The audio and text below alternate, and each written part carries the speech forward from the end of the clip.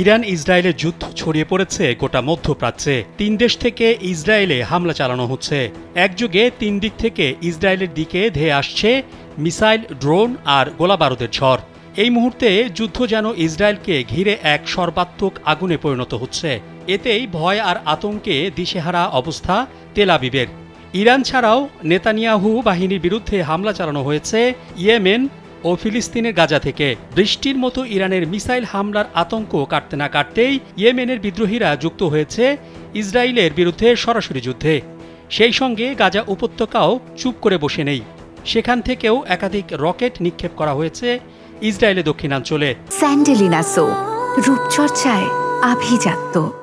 ইসরায়েলের প্রতিরক্ষা বাহিনী জানায়, ইয়েমেন থেকে ছোড়া একটি ব্যালিস্টিক মিসাইল তাদের আকাশসীমায় ঢুকতেই জেরুজালেম ও পশ্চিম তীর জুড়ে বেজে ওঠে বিপদ সংকেত। মুহূর্তেই আতঙ্ক ছড়িয়ে পড়ে অধিকৃত অঞ্চলে গড়ে তোলা ইহুদি বসতি জুড়ে।